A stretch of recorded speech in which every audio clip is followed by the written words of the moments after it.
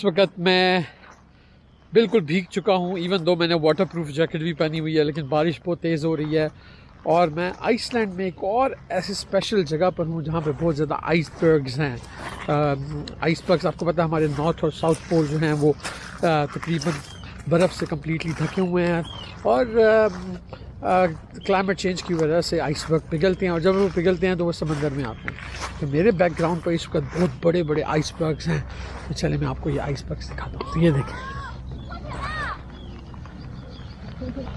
तो देखिए कितने बड़े आइसबर्ग्स हैं ये हर तरफ। और सिर्फ आइसबर्ग ही नहीं, वहाँ पे काफ़ी सारी बतखें भी हैं और सी लॉइन या सील्स भी तैर रहे हैं यहाँ पर। देखिए रात मैंने इन्हीं आइसबर्ग्स के साथ गुजारी। रात में शदीद हवा का तूफ़ान और बारिश रही, और जैसे ही सुबह 4 बजे उठा तो मंज़र बिल्कुल बदला हुआ था। तो आए मैं आपके साथ वो मंज़र शेयर करता हूँ।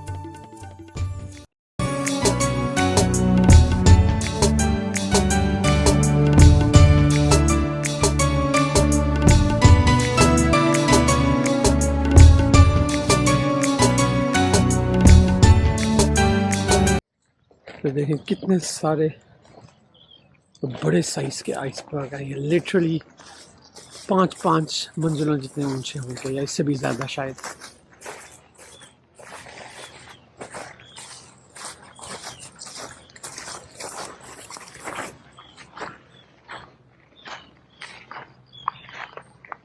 तो आइसलैंड को लैंड ऑफ फायर अपने वॉल्केनोस की वजह से, जिसकी वजह से यहाँ की ज़मीन काफ़ी काली है, कहा जाता है।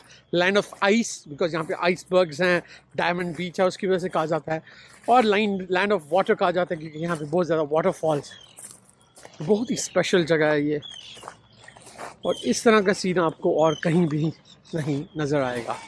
किसी भी पाकिस्तानी यूट्यूबर के चैनल पे आपको इस तरह के वीलॉगिंग नज़र नहीं आएगी जहाँ पे आप डायरेक्ट आइसबर्ग्स को एक्सपीरियंस कर सकते हैं, सिर्फ फॉलो मी तलहा पर।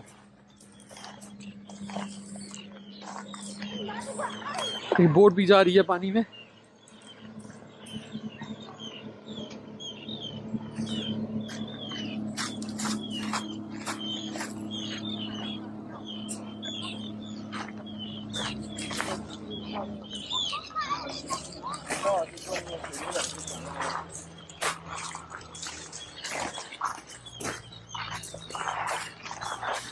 काफ़ी ज़्यादा बड़े बड़े आइसबर्ग्स।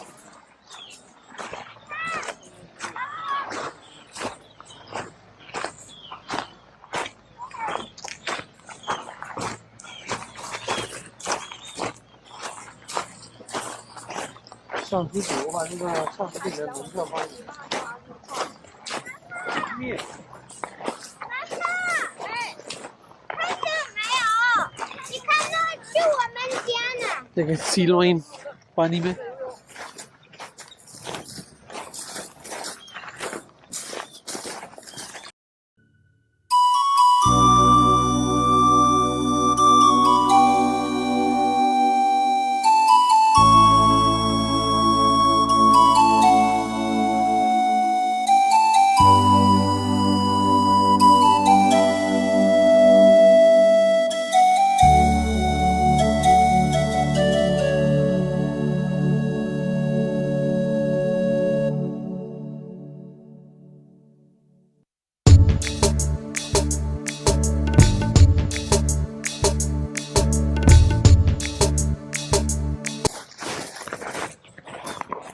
आप में से काफ़ी सारे लोग पूछेंगे कि मैं आइसलैंड कैसे आया। तो आइसलैंड जो है यूरोपियन यूनियन का हिस्सा है, तो यहाँ पे आने के लिए आपको शेंजन वीज़ा चाहिए, और यहाँ पे कोई डायरेक्ट फ़्लाइट नहीं आती। तो पाकिस्तान से सबसे पहले आपको आना पड़ेगा यूएई एमिरेट्स एयरलाइन पर, और या इत्तेहाद पर, या आपको कोई यूरोप के लिए डायरेक्ट कनेक्शन चाहिए होगा। तो जैसे ही आप यूरोप आएंगे तो यूरोप में लेट्स से पेरिस में या फिर इंग्लैंड में, तो वहाँ पे आपको स्टॉप ओवर लेना पड़ेगा, और वहाँ से फिर एक डायरेक्ट फ़्लाइट जो रेकोवेक है, जो कि आइसलैंड का कैपिटल है, वहाँ के लिए आप ले सकते हैं।